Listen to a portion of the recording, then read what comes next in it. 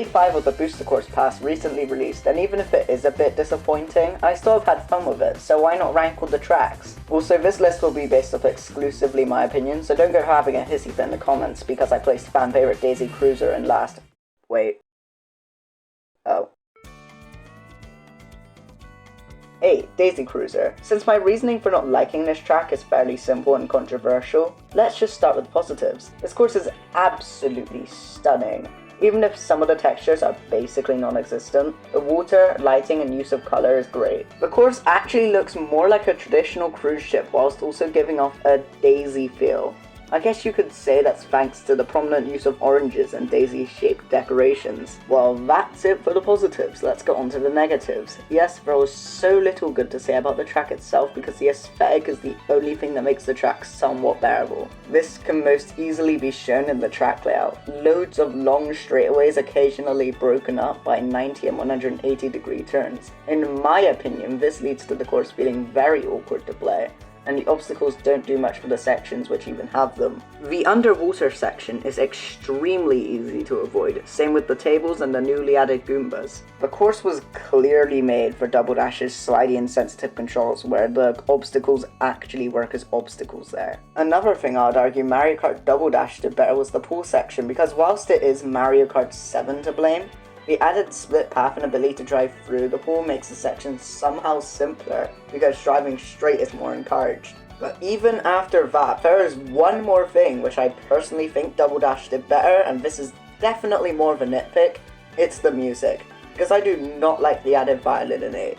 I think it sounds fine to begin with, but the added solo does not sound the greatest. I guess the best way to sum it all up is that the course went from great to I cannot stand it at all anymore. I don't know, let's just go on to number 7, shall we?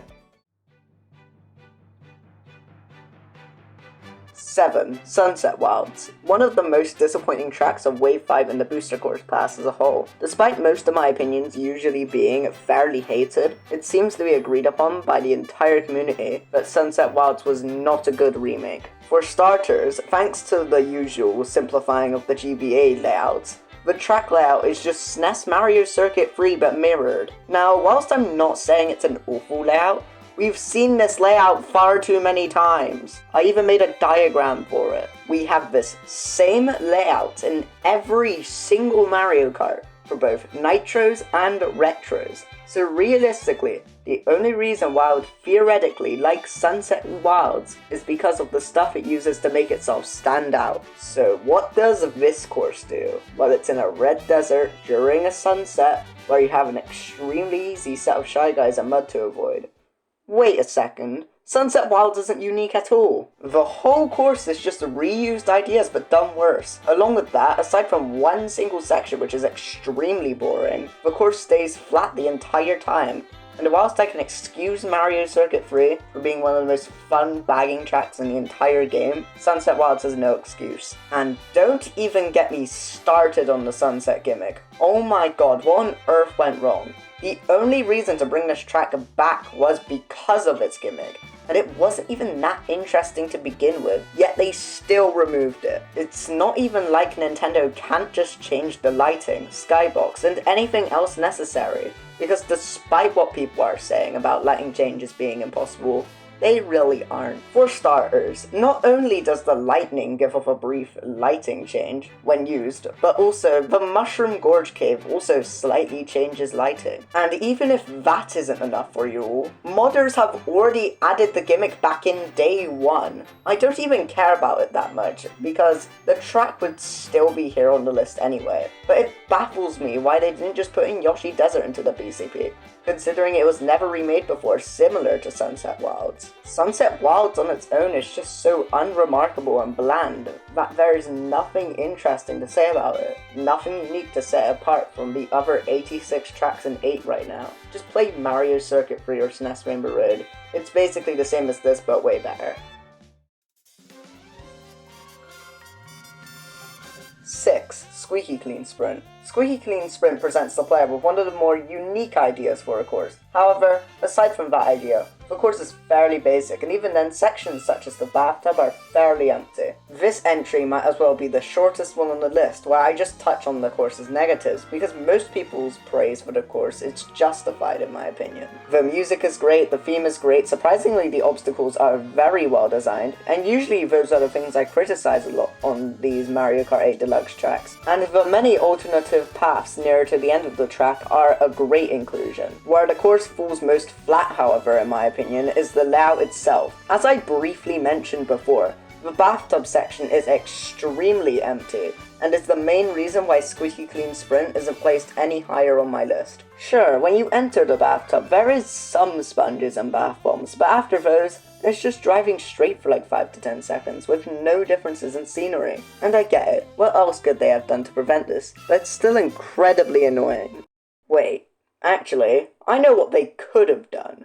Add in a few of those rings from Dolphin Shoals, extend the sponges, maybe make you jump through more bath bombs. There was so much they could have done, yet they chose not to. But that was all just one section of the track, because we also have the drain. Despite being my favourite part of the track, the physics of the area can feel extremely jank sometimes. I feel as if they should have made you floatier than normal once you enter the drain, because for the entire water section, you feel extremely heavy. And whilst that's fine for initially entering the drain, it's not necessary anywhere else in that section. One last thing to end off number 5 is something I noticed the first time I watched the trailer.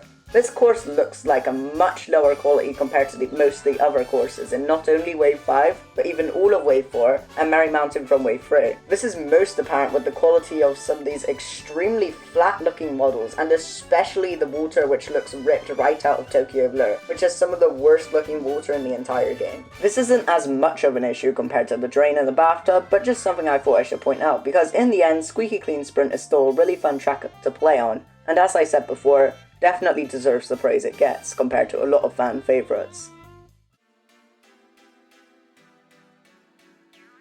5. Vancouver Velocity. This is by far the most loved of the Tour City tracks amongst the 5 people who actually play Tour.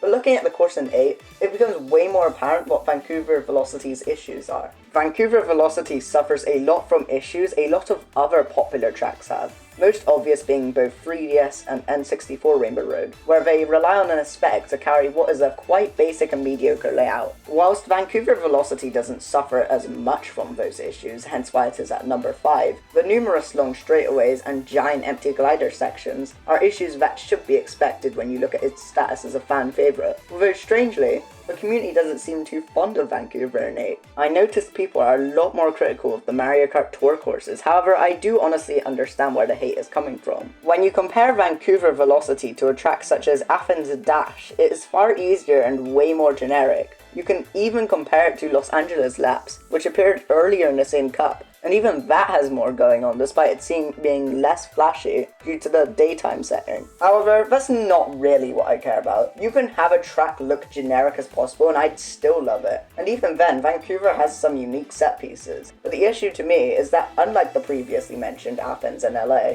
Vancouver doesn't do anything with the themes it has. Excluding the ice rink, the areas are just so empty. No enemies in the streets, the park, the 2 glider sections, the bridge. Comparing this to Athens and LA, where the former lacks any empty straights anyways, but still throws in some obstacles despite that, and the latter having firstly, less empty straights than Vancouver, since the only 2 straights are never revisited, and secondly, the 2 straights have at least a couple walls and ramps in the road. Wait, I just realized something. Sorry if I sound like a complete narcissist here, but if they just used my route I made 8 months before Wave 5's released, then basically every single issue I currently have would be non-existent. Vancouver 2 would start the right way, making it play nicer. The extra starting lines makes this bridge on Vancouver 2 slightly more interesting. Turning from Vancouver 2 into Vancouver 3 removes the biggest straightaway from the track entirely. And then saving Vancouver 1 for lap 3 makes for a lot more interesting of an ending. Length wouldn't even be an issue. The track would be around the same length, if not even shorter. It baffles me why they didn't just choose a route that was like, anything else but this. A very obviously flawed route.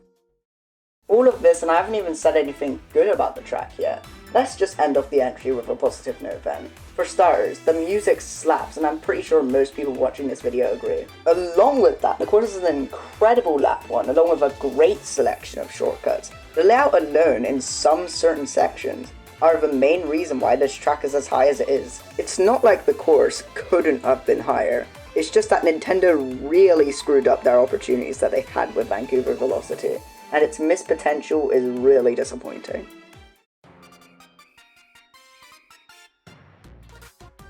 4. Koopa Cape. This turned out worse than I thought it would have, yet it's carried by simply being Koopa Cape.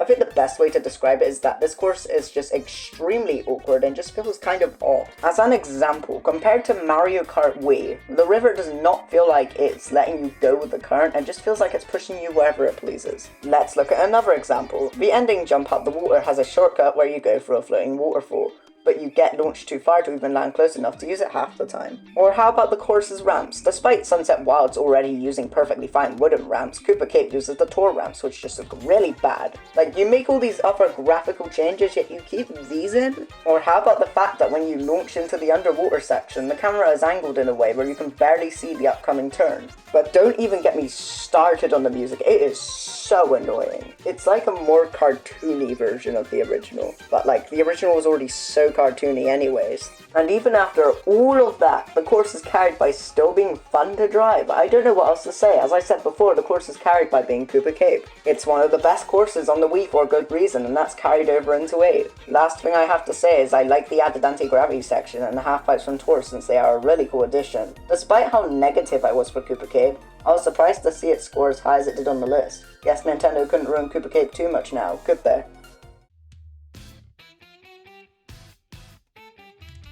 3. Los Angeles laps. I never really liked LA laps in Tour, but luckily Los Angeles laps is a massive improvement from the Mario Kart Tour version in every single way possible. However, the main issue I'd honestly say is the original track in Tour, but that's jumping ahead a little bit. Let's start with the things this course does right.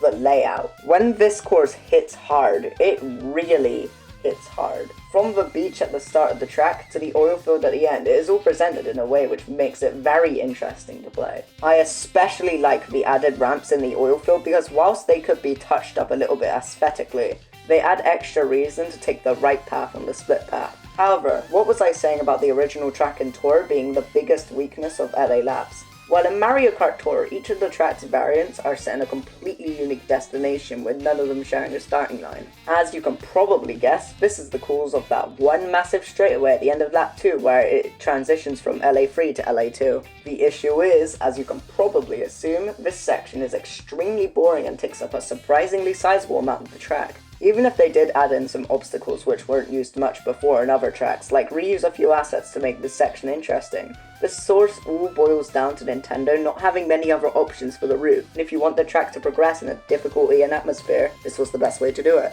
But if you are willing to excuse that one part of the track, this is such a fun ride, especially thanks to the music. How have I not mentioned that yet? It is so good. It might honestly be the best soundtrack of this wave. The song went from one of the most irritating songs in the franchise to this energetic masterpiece, and the new aesthetic is just the perfect cherry on top. Whilst the original in Tour was this disgusting looking sunset, 8 Deluxe decides to make this a daytime track, which fits the whole aesthetic so much more. I just don't know what else to say. They did a pretty good job remaking a track which needed some big improvements.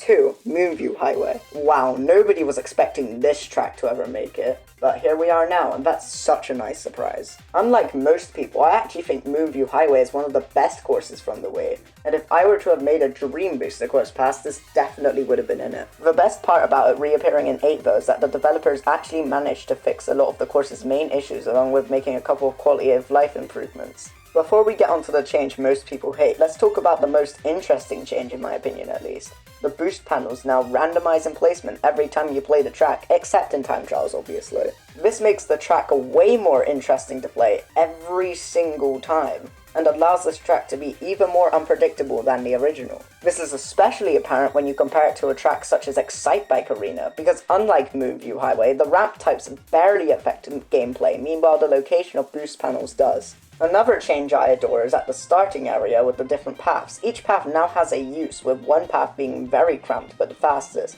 one being the easiest but slightly slower, and the slowest path now having a double item set. Okay, I've been stalling long enough, it's time to talk about why I'm okay with the reduction of the number of cars. The main issue I had on the Wii was the extreme amount of cars creating a course, which wasn't really challenging, but mostly just obnoxious. Switching over to 8 Deluxe, the challenge is there now without it being obnoxious. Along with that, it once again makes the alternative paths at the start of the map a lot more useful due to the probability of you landing on a car being decreased. I have no idea how I'm going to transition to my next point, so I just want to say how absolutely stunning this course is, along with how great the music is. It's not anything I'd listen to outside of game, but it really fits the atmosphere of the track. I understand now why they wanted to bring this course back. It had so much potential in it, and in my opinion, it delivered. To be honest, the only reason why it's not number 1 is just because it's only really phenomenal in 200cc. Every other speed feels very slow. But aside from that, this course is amazing, and I'm so glad this course made it in by some miracle.